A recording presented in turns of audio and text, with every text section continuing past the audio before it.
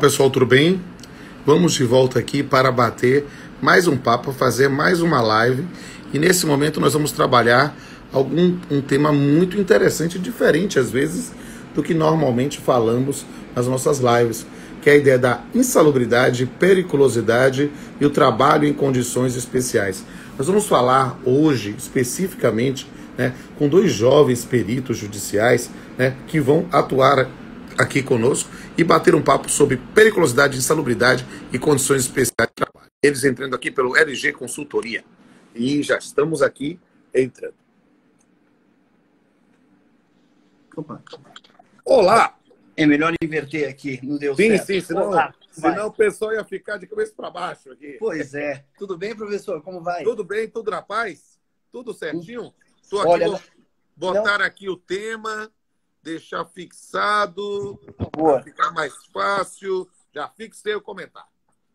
Professor, não se preocupe com a gente, porque o Leonardo já é IgG positivo, não tem nenhum problema com o Covid.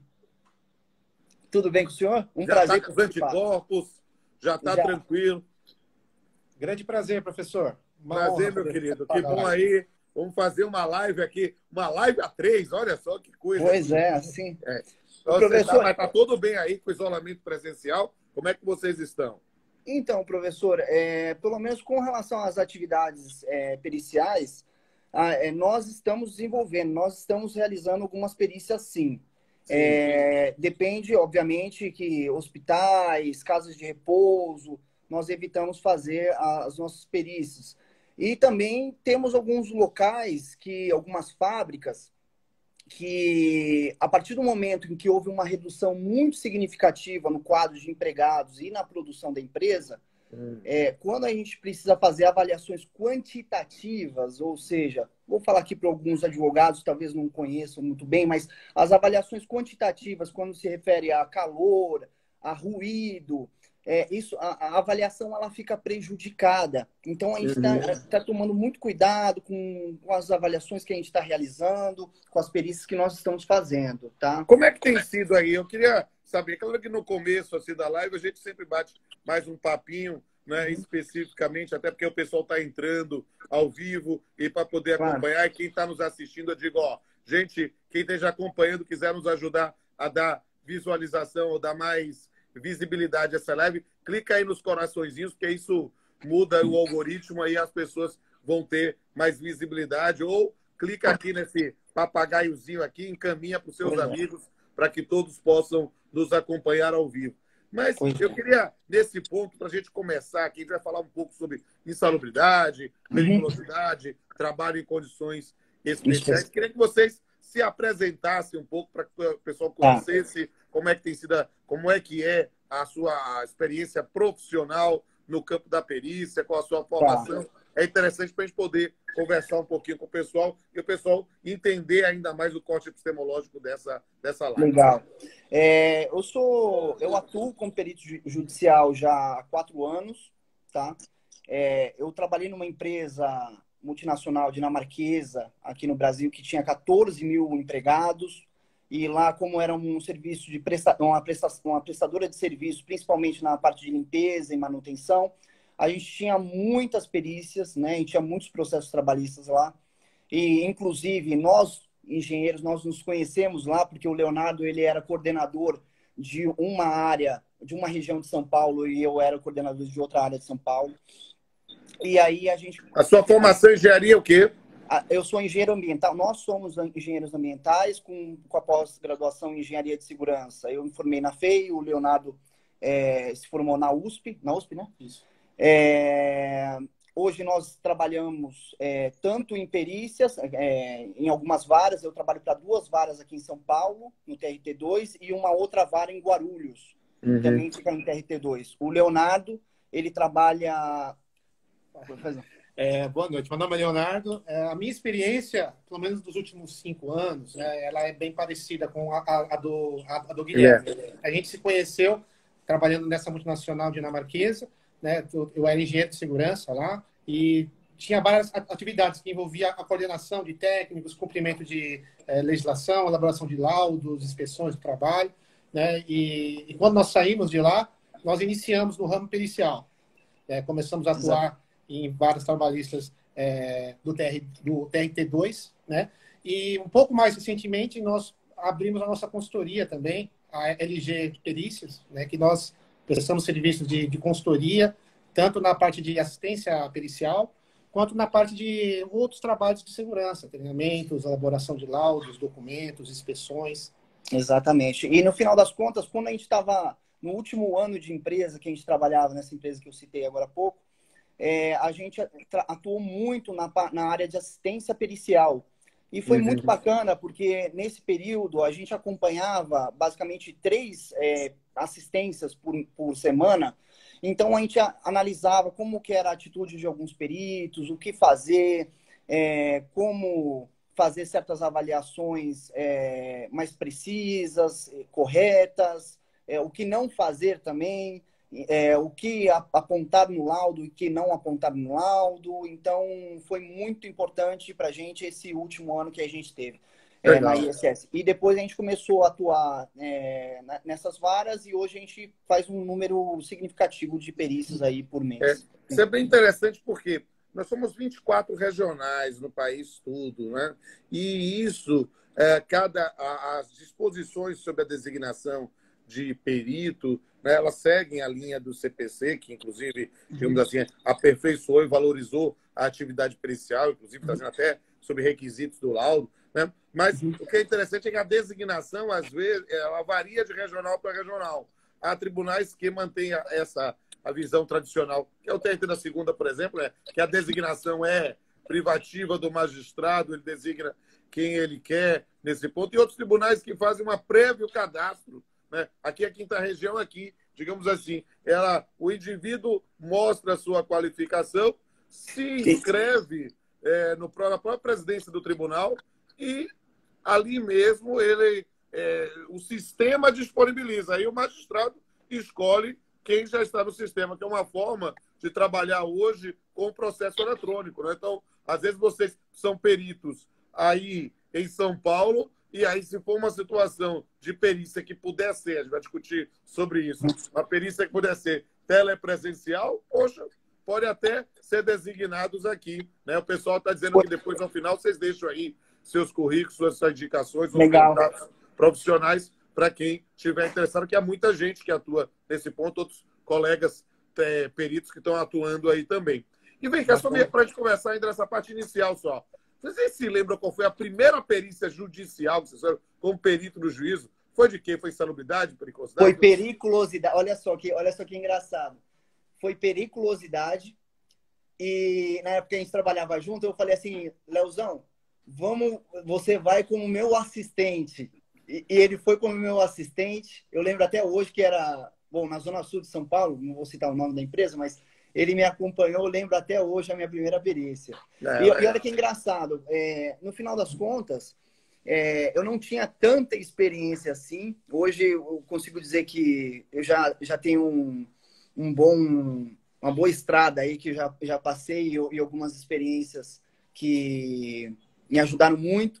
Mas na época, prazo prescricional são só 5 anos a partir do momento que entrou cação, que eu tenho que avaliar. Nossa, mas ele tem 20 anos de empresa, é isso mesmo. E aí a gente foi aprendendo com o tempo, né? E essa é a questão do aprendizado na prática, é importante, sabe? Falo com liberdade, porque eu tenho vários amigos peritos, e aí isso é importante porque, para que cada um no seu quadrado. Então, é preciso realmente explicar que você está lá, literalmente, para verificar e informar ao magistrado aquelas condições que você verifica.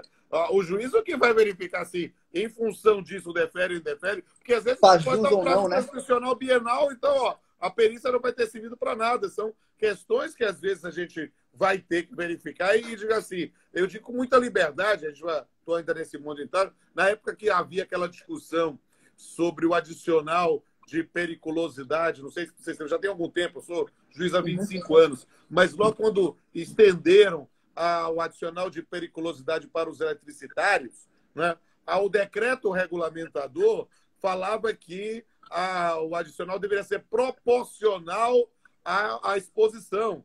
E aí isso era algo que a própria justiça resistia e no final disse que acabou não aceitando, né? Mas o decreto estava lá. Uma vez o perito constatou as condições periculosas, mas também quis se arvorar a dizer o tempo de exposição e disse assim, ó, eu arbitro em 10%. Eu digo, não, que isso? Não faça isso.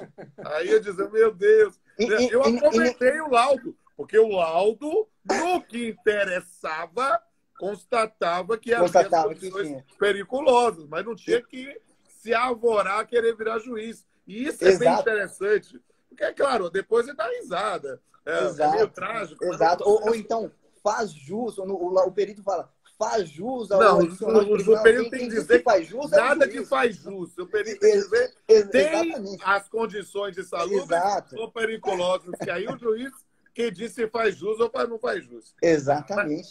Mas vamos aqui, vamos começar mesmo, agora já conversando. O Guilherme quer falar agora, fala aí. Não, Leonardo. Não, eu ia comentar ainda nessa esteira, né? Alguns peritos a gente verifica que eles mencionam súmulas e orientações jurisprudenciais. Não tem que falar nada disso. Então, exatamente. Aqui a gente tem porque eu não sei como que é em Salvador ou na sua região, mas aqui como a gente tem muitos prédios, né, muitos edifícios comerciais, aqui tem a OJ 385 que chove de processo aqui, porque é aquelas perícias de geradores por causa do óleo de combustível de geradores. Então a gente vê como a gente participa também de assistências periciais, a gente vê em laudos de perito, ou súmulas, a súmula 448, que é de limpeza, né? De limpeza de banheiro, de vocês até podem conhecer a súmula e, com base nela, nos dar as informações sobre a distância, sobre se está no raio de explosão, se está no raio de algo, porque isso é que efetivamente nos interessa da prova pericial. E, claro, está na área de risco, você vai municiar o magistrado, mas não se arvorar dizer faz jus ou não faz jus. Isso exatamente. É atuado cada um no seu quadrado. No seu quadrado, exatamente. Isso mesmo. Eu digo com liberdade, eu tive um colega de faculdade, né, que foi juiz no meu concurso, na verdade, no concurso anterior, sou do concurso de 95, ele foi do concurso de 96, e depois o filho foi fazer medicina em São Paulo, ele fez uma permuta e ficou como juiz aí muito tempo, substituto, até se aposentar. Se aposentou há pouco tempo, era o Álvaro Simões. O Álvaro era engenheiro químico. Ele sabia, às vezes, determinada matéria, muito mais do que o perito. Mas o cara é um gênio mesmo, só para saber. O cara era formado em engenharia, formado em direito, é juiz do trabalho, se aposentou e está formando agora em medicina. Ele começou a faculdade. Por acaso ele fez filosofia também, ou não? Não sei, ele é jovem ainda. Eu assisti uma palestra de um juiz aposentado aqui que se formou em engenharia, ele fez a pós de segurança do trabalho, depois ele fez direito, depois ele conseguiu passar num concurso, e a gente assistiu a palestra dele aqui em São Paulo, acho que faz uns 2 anos, porque ele estava falando sobre a questão do provimento, de uma mudança de um provimento que estava, que eles iam reduzir os honorários periciais para R$300 e ia ser por esse sistema de cadastramento. É o Edivar?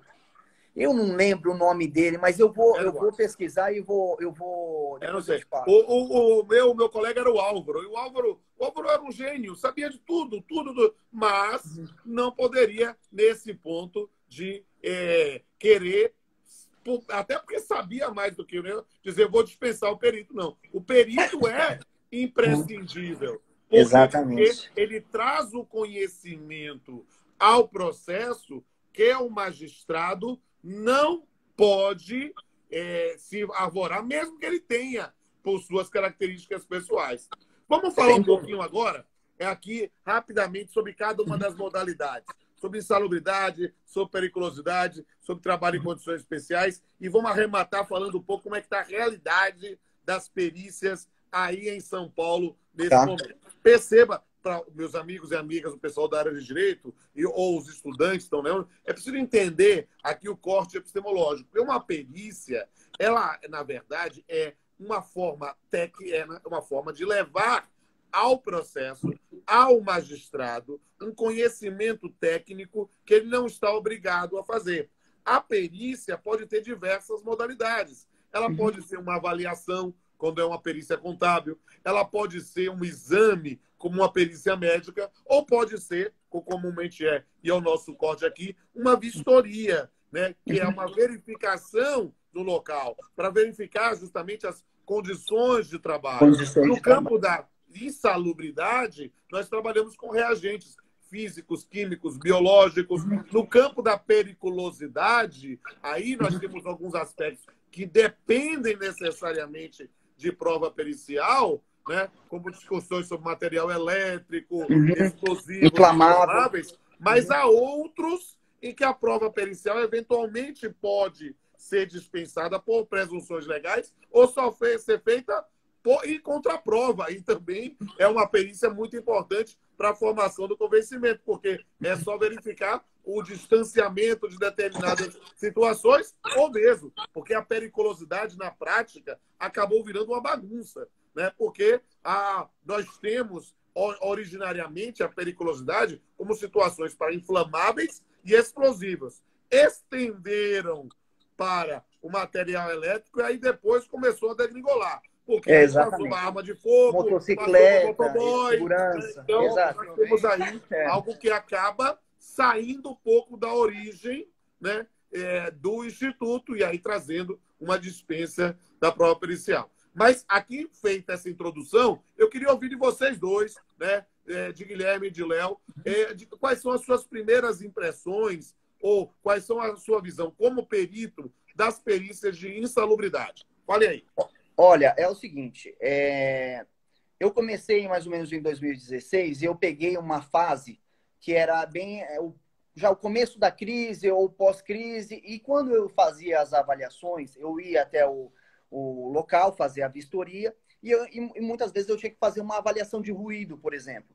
E como era um pós-crise, ou estava no meio da crise, as fábricas, elas tinham eles reduziram uma quantidade significativa de empregados, de maquinários, alteração no layout, porque teve uma redução, eles tiveram que reduzir o tamanho da fábrica, isso de muitas empresas. O que está acontecendo agora, e eu acredito que vai acontecer no futuro próximo, é a impossibilidade de fazer uma avaliação quantitativa nos locais aí, para o caso de ruído e calor, talvez. E aí, nessas circunstâncias, a gente tem que fazer uma perícia indireta com utilização ou de prova emprestada, ou então de utilização de documentos como o PPRA, por exemplo, que já existe um registro, embora esse seja um documento que foi elaborado unilateralmente, foi feito pela empresa. Mas quando a gente se depara nessa situação, de fato, a gente precisa utilizar ou prova emprestada ou então PPRA, algum documento que já aponte a avaliação quantitativa do agente que a gente está investigando, né?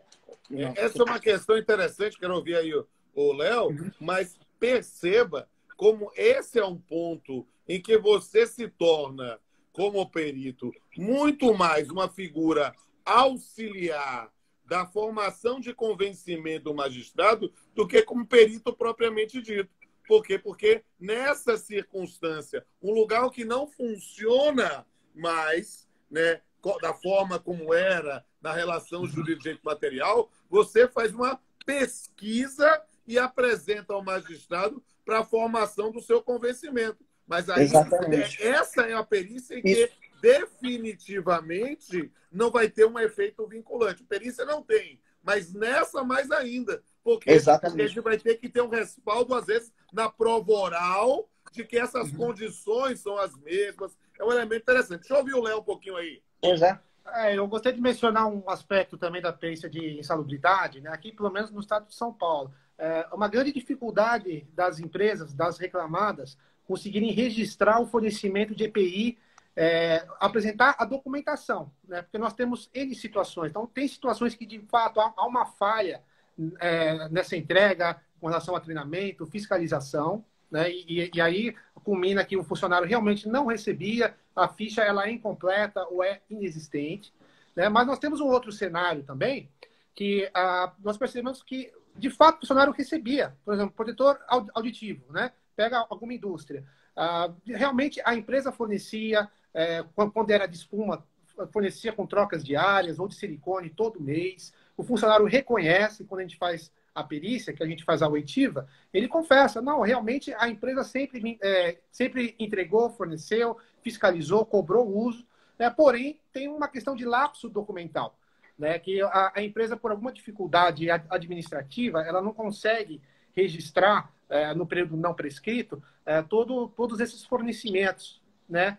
E aí, para né, a gente se baseia nessa questão de estar com a ficha completa, né? Porém, há de se considerar também que se a ficha não está completa, mas você tem elementos de convicção, mediante entrevista, verificação com paradigmas, confissão, inspeção no setor de trabalho, que você verifica que sempre teve aquele EPI, né, com histórico, por mais que não tenha ficha, mas você pega a PPRA, PPP e registra o CA já de 3, 4, 5 anos atrás, ou até mesmo quando a empresa fornece nota fiscal, mostrando também que ela comprou. Isso, para mim, é uma coisa muito interessante, falando como juiz.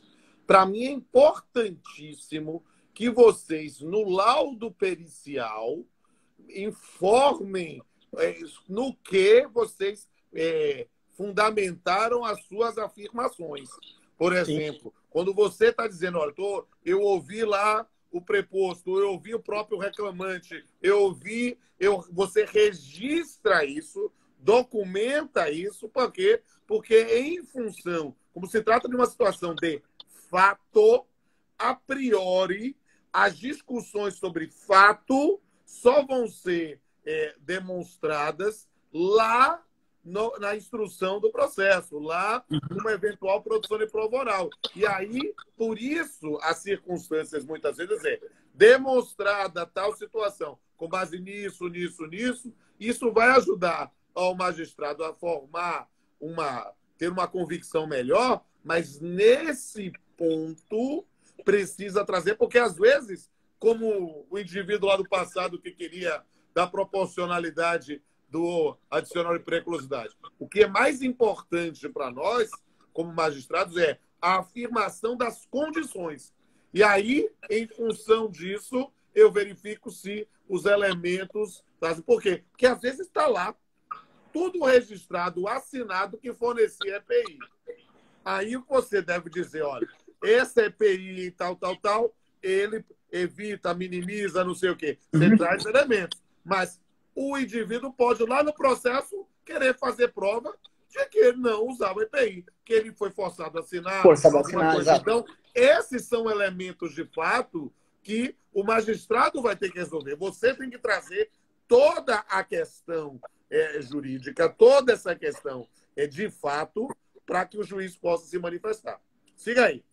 Exatamente. E o que é engraçado é que, às vezes, a gente se depara em determinadas situações que, por exemplo, avaliações qualitativas. Então, digamos que a pessoa, o trabalhador, o reclamante, ele trabalhava num torno e ele tinha muito contato com óleo mineral. E aí, digamos, ele declara que ele tinha o contato, ele mostra como que era feito e a reclamada contesta na íntegra. Fala assim, não, ele não trabalhava nesse torno, ele não fazia absolutamente nada disso. Quando a gente se depara com essa situação e não tem nenhum paradigma, a gente não consegue fazer nenhuma entrevista, não tem nenhum elemento ali no PPRA ou nos documentos, o que acontece? A gente faz a avaliação, identifica se esse produto realmente ele é insalubre ou não, ele causaria ou configuraria a insalubridade da atividade do reclamante, e aí a gente condiciona a conclusão, porque se a nossa conclusão ela depende de uma comprovação ou de uma...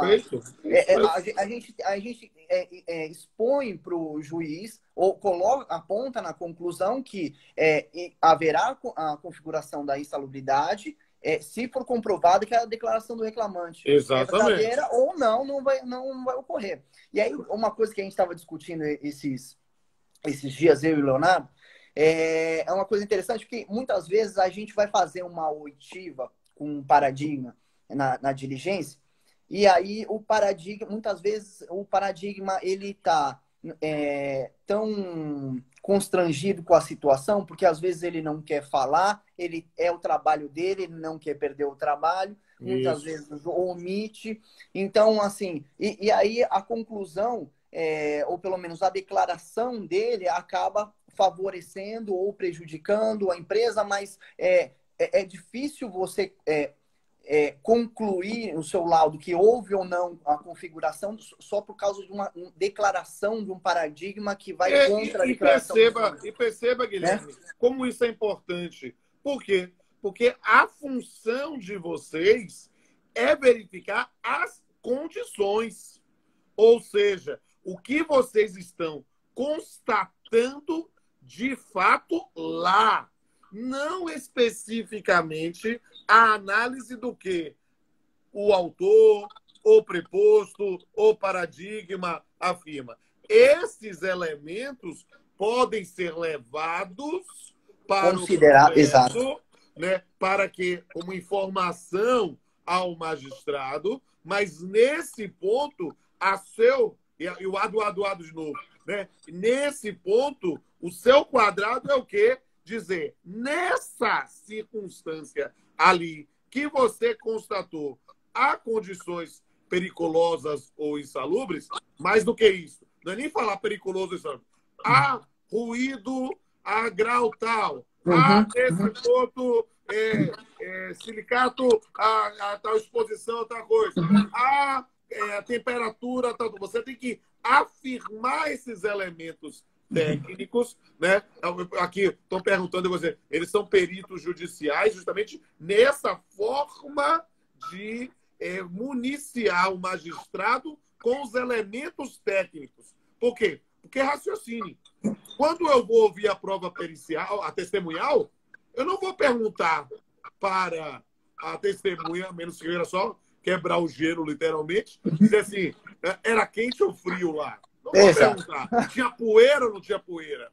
Essa é uma informação que, por mais que ela possa ter e sentir, é irrelevante no processo. Porque a circunstância que se tem além dos limites são vocês, como peritos, que informam. Da mesma situação, a circunstância de ter entregue ou não EPI é uma informação de fato que você pode até reportar que achou essa informação lá, mas você não afirma peremptoriamente que entregou. Você diz, ó, fulano de tal diz que entrega. Você pode dizer, no dia que eu fui lá, todos os funcionários estavam com os EPIs. Esse elemento, essa constatação, você pode. Agora, se o autor usava ou não usava, você pode dizer, ó, fulano de tal diz que usava, mas você não dá pitaco. Você deve. E aí se torna o grande perito nesse ponto, dizer, olha, não podemos nos manifestar sobre as circunstâncias de fato. Porque, inclusive, constatamos, vocês leram, que há controvérsia. Podemos dizer que, se trabalhava nas condições tais, né, nesse local, há realmente temperatura tal, tal. Se recebia os EPIs tais, né, você faz. Você pode falar. Nos documentos da empresa consta que houve entrega. Ou não consta que houve entrega. Se houve ou se não houve, você não dá pitaco, porque é passado. É rara a perícia realizada com o empregado ainda trabalhando. Isso é muito difícil. Então, aí você perceba que, numa linguagem assim mais informal, vocês verificam o hoje, mas é o juiz que vai tentar constatar se o passado continuou no hoje, se o passado não foi modificado. E esse seu testemunho de situações, você for lá, a empresa mudou o layout totalmente, não sei o quê, é algo que a perícia, a priori, a perícia, stricto sensu, ou seja, a realização, a constatação, é inútil. Você traz, na verdade, informações de situações, laudos emprestados, situações, informação para municiar o magistrado. É algo que é fascinante mesmo. Diga aí que eu estou falando mais. Não, não, tranquilo. É engraçado, porque a gente já pegou também algumas situações, a gente já se deparou com algumas situações em que o reclamante ele falava assim, não, eu sempre utilizei o EPI. E aí, na hora que a gente vai no posto de trabalho dele, ele falava assim, ó, é esse EPI que a gente utilizava. E aí a gente olhava o EPI, não tinha certificação de aprovação, era um EPI totalmente improvisado, que não, na verdade não pode ser chamado de EPI, porque o EPI, para ele ser classificado como EPI, ele tem que ter um certificado de aprovação do Ministério do Trabalho. E aí a gente fala assim, tudo bem. Por isso que isso é um toque para os advogados agora, uma dica. A empresa ela tem que ter todo o registro de fornecimento de EPI e constar o certificado de aprovação. É um númerozinho que você coloca ali na ficha. Por quê? Porque o perito, quando vai fazer a diligência, ele olha a ficha e ele relaciona se aquela luva, de fato, ela era... A gente puxa no Ministério do Trabalho essa informação para ver se aquele produto que ele utilizava, aquela luva, ela consegue neutralizar. Porque não é qualquer luva que pode ser utilizada. A gente verifica se aquele protetor auditivo, quantos decibéis ele reduz. Então a gente precisa do certificado de aprovação ali que está registrado na ficha para a gente conseguir fazer um levantamento e falar assim, opa, esses dias também eu fiz uma perícia no hospital e aí constava lá luva, um monte de luva. E aí, na hora que eu puxei no Ministério do Trabalho, no antigo Ministério do Trabalho, agora não, no CIT, eu verifiquei lá e estava escrito, essa luva não é apropriada para procedimentos hospitalares. Estava lá escrito. E estava sendo utilizado no hospital. Por isso que a gente tem que tomar muito cuidado. Tudo bem, usou a luva, usou EPI, mas qual EPI utilizou? Perfeito, perfeito. Entendeu? Uma coisa aqui, para a gente migrar um pouco para a periculosidade, para aproveitar uma pergunta aqui, mas aproveitar essa linha que a Andréia Ramos está dizendo aqui. Acompanhou a perícia em elevadores, foi excelente. A reclamada queria fazer o perito acreditar que não corria energia. Perfeito, olha só. A função do perito não é ouvir a reclamada, é ir no elevador e ver que efetivamente lá tinha energia ou não. Ela não tem... eu juro de pé junto que não passa energia. Pouco me importa se a pessoa jura. Ora, um perito, se fosse para jurar, o cara ia no padre, no pastor ou diretamente lá. Exatamente. A gente está precisando do perito justamente para poder resolver nessa circunstância e verificar corre ou não corre, doutor. E outra coisa, eu vou te dizer outra coisa. O que eu tenho recebido hoje em dia, até mudando um pouquinho de tempo, sobre PPP, retificação de PPP, que agora a gente vai entrar num assunto de trabalho em condições especiais, mas o que eu tenho recebido recentemente de solicitação para avaliação de retificação de PPP não é pouco não, professor. Eu tenho recebido muito e está estourando agora esse assunto. Isso. E essa é uma circunstância. Deixa eu também responder uma pergunta aqui que eu vi recorrente em relação à insalubridade e periculosidade. O entendimento absolutamente tradicional e consolidado, e a gente tem aí os efeitos da reforma trabalhista, é que eles são adicionais de risco. Então, na verdade, nós temos aí, nessa circunstância, a verificação das condições de trabalho, independentemente do tempo de exposição. É claro que uma situação absolutamente eventual, né, que não possa dizer que o indivíduo tem lá, só por engano entrou ali, a gente poderia afastar, mas a priori, se há uma possibilidade de trabalho nas condições insalubres ou perigosas, é justamente pelo risco, independentemente do dano à saúde ou de um evento mortis, que a gente vai deferir essa questão. Vamos falar um pouquinho aí sobre o trabalho em condições especiais, porque nós já estamos aí há 36 minutos. Eu quero deixar e falar de tudo, que ainda quero saber como é que estão as perícias aí nesse período de pandemia. Vamos embora. Não, tudo bem. Bom, sobre trabalho... Primeiro que a gente tem que explicar para alguns advogados, né, que não necessariamente a pessoa ela configura a insalubridade, ela já tem direito à aposentadoria especial. São duas coisas diferentes. Porque, inclusive, A metodologia de avaliação de ruído para insalubridade é de uma forma, vou falar em inglês agora, utilizam um fator de duplicação 3, é a forma que a gente configura o equipamento. Perdão, para aposentadoria especial é configuração de duplicação 3. Já a insalubridade, a gente configura ele de outra forma. A gente utiliza um fator de duplicação 5. Ou seja, tem que tomar um certo cuidado aí quando a gente fala sobre insalubridade e trabalho em condições especiais. Ou seja, não é porque houve a configuração da insalubridade por umidade, não vai ter direito à aposentadoria especial. Isso não está prescrito no anexo 4 do decreto 3.048. Então, assim, a gente tem que tomar um certo cuidado com esses dois. Né? Mas eu acho que o Leonardo, já sei até que o Leonardo vai falar e ele vai te fazer um... Deixa o Léo falar aí, vamos lá.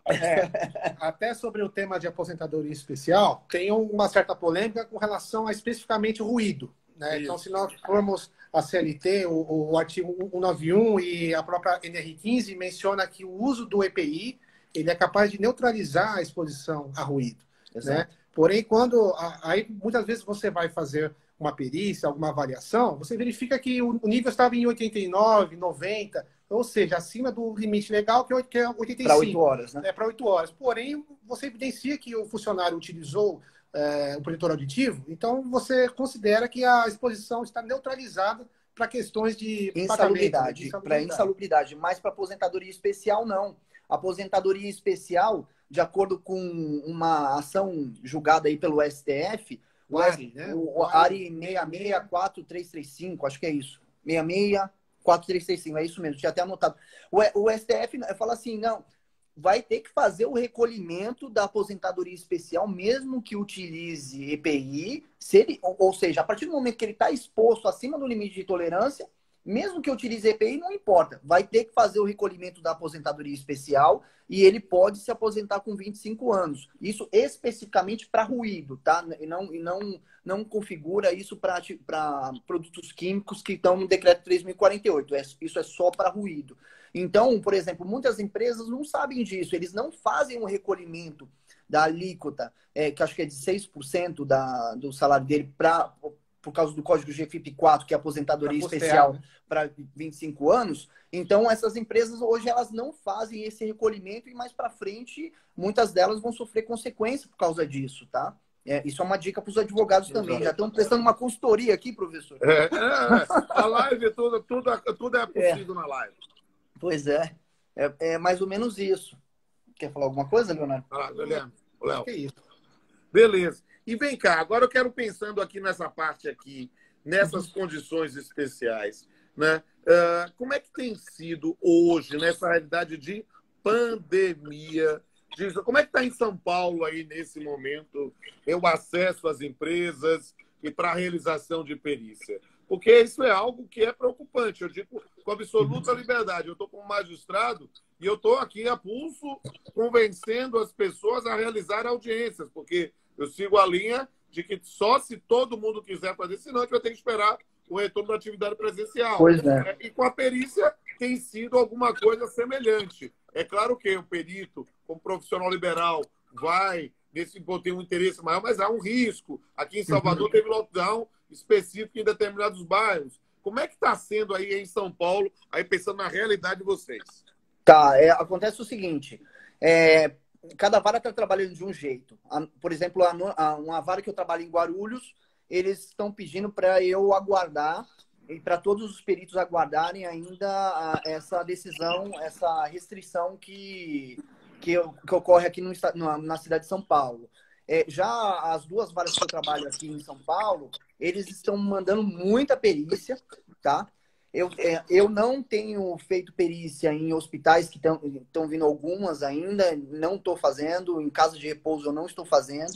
E, por exemplo, serviços essenciais, como, por exemplo, supermercados, bancos que já estão abertos, ou seja, a partir do momento que eles já estão abertos, estão funcionando, só que, obviamente, com algumas medidas restritivas, eu já poderia ir lá, eu já posso lá e já estou indo nesses locais fazer essas perícias. Por exemplo, hoje eu fui fazer uma de manhã, que era um local que já estava aberto, já estava em funcionamento, as empresas funcionando. Então, obviamente que eu aponto no meu agendamento que se houver alguma restrição de alguma das partes, que se manifeste nos autos. Por exemplo, se um reclamante ele faz parte do grupo de risco, ou seja, ele é idoso, diabético e não quer comparecer, então ele se manifeste nos autos, obviamente que o juiz ele vai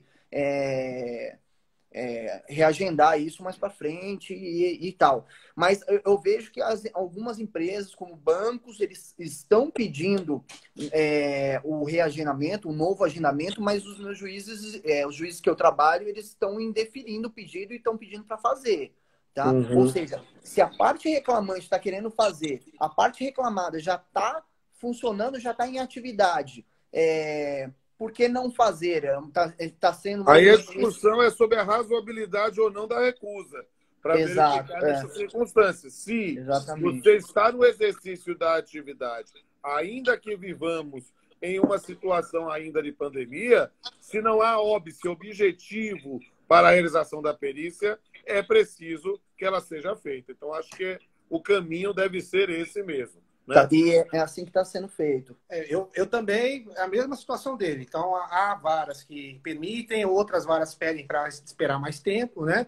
E para as que permitem, um outro desafio é a questão de você encontrar um cenário que seja representativo, né? Que a gente consiga, de fato, avaliar. Então, isso também é um desafio. Esse é um desafio. Então, por exemplo, desculpa te cortar, Leonardo, um caso que ontem, desculpa, mas ontem mesmo, tinha uma perícia de um restaurante que fica dentro de um shopping aqui, na região muito movimentada de São Paulo, e lá no dia a dia, no horário do almoço, você não tem um lugar para sentar, nem para respirar direito. Então, hoje, o horário do almoço não está funcionando os shoppings. Os shoppings estão abrindo só a partir das 16 horas. Então, fica prejudicada a avaliação. Então, para cada caso, um caso. A gente analisa, entra em contato com os advogados das partes, verifica se está em funcionamento e voltou 100%. Se não voltou, analisa direitinho. Porque, às vezes, também, na inicial consta a insalubridade, o pedido de insalubridade por agente químico e pelo contato do agente químico. Só por isso. Então, não é por ruído, não é por outros agentes. Então, tudo bem, se ela está funcionando, tudo bem, com 50% do quadro de empregados, tudo bem, eu posso ir lá e fazer a avaliação. Exatamente. Seria uma questão de contato, nada interferiria nessa situação. É a verificação se a eventual modificação do sistema de produção nesse período de pandemia modifica o objeto da prova pericial. E é justamente esse elemento que é mais importante para esclarecer a todos e todas que estão vendo a extrema importância do papel do perito na descrição efetiva das condições de trabalho ali constatadas por ele. Porque é justamente nesse ponto um testemunho privilegiado ao magistrado quando o perito constata determinadas circunstâncias pelos seus próprios sentidos ou pelos seus próprios instrumentos de trabalho e municia o magistrado para a sua decisão. Acho que esse é o grande papel, a grande relevância da prova pericial e acho que foi muito interessante esse dado. Vocês vão pensar agora já com 45 minutos de lives, a gente pode ir talvez para o arremate. O pessoal está fazendo muitas perguntas aqui, acho isso muito importante. E todas aquelas que não der para a gente responder, eu sugiro que vocês entrem aqui no perfil da LG.engenharia, né? LG.consultoria-seg. Consultoria-seg, LG.consultoria-seg. E procure aqui o Guilherme e o Léo, que podem tirar justamente esse. Para quem não achou o contato deles ou não ouviu direito, olhe no meu perfil, eu marquei o Instagram deles e os perfis pessoais deles também lá no card. É uma forma de todo mundo poder conhecer o trabalho desses jovens peritos que estão aí realizando um trabalho formidável e que é importantíssimo para a atividade jurisdicional. Né? Há matérias em que não dá para decidir sem a prova pericial. O fato do juiz não estar vinculado ao laudo pericial não desprestigia a atividade do perito. Na verdade, porque ele, dentro do seu campo de atuação, é que tem conhecimento técnico para municiar o magistrado na sua decisão. Então, meus queridos, foi um prazer enorme conversar com vocês, trazer aí um pouco do seu trabalho para cada um. Eu dou a palavra para cada um para suas considerações ou, eventualmente, ainda dá tempo, se vocês quiserem, para alguma das perguntas trazidas pela plateia, mas também flexibilizando aqui a todos e todas, caso não dê tempo aí ou não seja possível, vocês entrem em contato diretamente com eles ou comigo no meu perfil no Instagram, para que todo mundo saia daqui saciado. Vamos lá. A palavra para vocês, para suas considerações.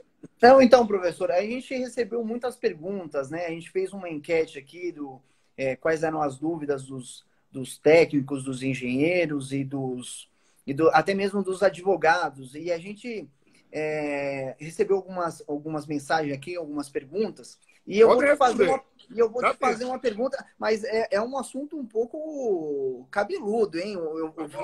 Vamos lá. Uma coisa, hoje, como a gente atua como assistente técnico e quando a gente explica para os representantes das reclamadas sobre o pagamento dos honorários periciais. Sim. E aí a gente explica para essas pessoas e fala assim, é o seguinte, se a empresa perder, ela vai ter que pagar os honorários periciais desse tamanho, que é arbitrado pelo juiz. E se o reclamante perder, ele vai ter que arcar, mas normalmente os honorários periciais acabam sendo desse tamanho. Então, eles ficam muito preocupados com as ações dos peritos. E como que isso vai ser feito, sendo que, dependendo do resultado que vier, dependendo do resultado que ele definir ali no lado, o valor dos honorários ele vai ser totalmente diferente, ou seja, às vezes 5 vezes maior. O que você acha sobre essa questão? Olha, o que eu digo é o seguinte, eu vou lhe dizer pensando no sistema como um todo. No sistema processual civil, né, quando nós pensamos nas perícias no processo civil, as perícias lá acabam sendo objeto de um negócio jurídico processual. Então, é possível se estabelecer previamente, né, o valor dos honorários, e aí isso, em tese, parece mais fácil no campo da civilidade, mas não é tão fácil assim como se possa imaginar. Por isso, ter os peritos de confiança, às vezes, é muito mais interessante para tentar otimizar isso, né? No campo do processo do trabalho, perceba que essa noção da fixação do valor do laudo pericial em função de uma circunstância A ou B, né? ou seja, a sucumbência do autor ou do réu, é algo muitas vezes que parece mais contorno de mercado e eu, como magistrado, não faço assim. Eu fixo o valor dos honorários do perito independentemente se foi sucumbente autor ou réu. Não sou das mãos mais pesadas, e aí os peritos podem não gostar muito do valor, mas eu fixo todos dessa mesma forma. Por quê? Porque indo para uma habilitação, porque note, por que eu fixo? Porque eu sigo literalmente a previsão da reforma trabalhista. Então, se o autor, ainda que beneficiário da gratuidade judiciária, ele foi sucumbente no pedido objeto da perícia, eu mando descontar do crédito dele o valor do perito.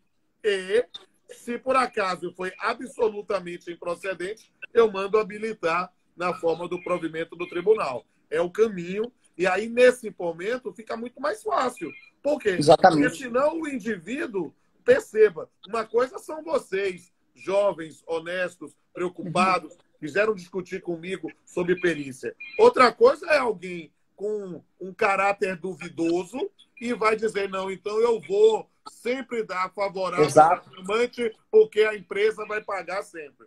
Não, não é isso. E perito que se porta dessa forma tem que ser extirpado da prestação judicional e, mais do que isso, processado criminalmente. Porque sem dúvida. Está distorcendo a verdade dos fatos. Aí não tem conversa. Porque para canalha tem que pensar em persecução criminal mesmo. Perceba, vocês jovens fazendo um trabalho sensacional vão nesse ponto ser escanteados por quem não tem honorabilidade de fazer a prova na justiça, aí a gente tem que denunciar mesmo. Esses indivíduos que não honram o munus que assumiram têm de ser realmente excluídos, excomungados, defenestrados. Exato.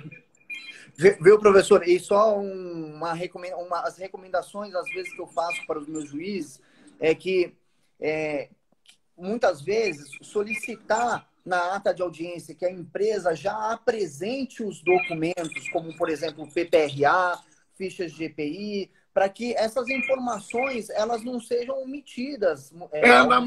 Quando eu designo o meu perito, né, a gente já tem no meu modelinho de despacho já, dizendo tem que apresentar isso aqui. Para quê? Para facilitar, porque é uma forma de otimizar. Mudando o que tem que ser mudado é quando eu faço um mandado de citação, eu já autorizo requisição de força policial se necessário. Ou seja, pode ser que não seja necessário, mas o indivíduo já vai e já pode antecipar esse lado.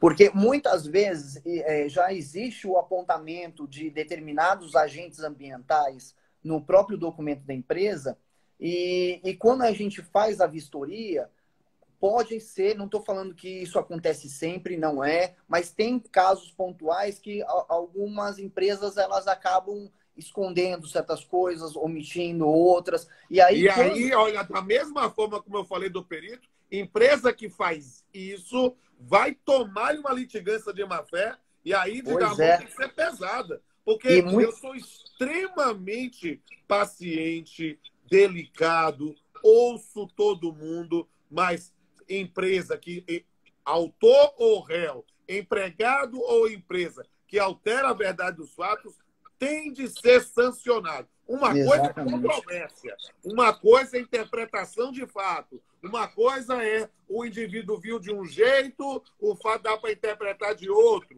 Não é isso que eu tô falando. É quando o indivíduo manipula, seja empregado ou empregador. Tem que ser sancionado. Por quê? Porque o Poder Judiciário não precisa ser sisudo. O Poder Judiciário não precisa ser uma nuvem negra na cabeça. Mas o Poder Judiciário tem que ser sempre sério. A gente tem que trabalhar com o cidadão de forma educada, alegre, receptiva, simpática, mas séria. Né? É preciso ver isso. E má-fé é intolerável no processo.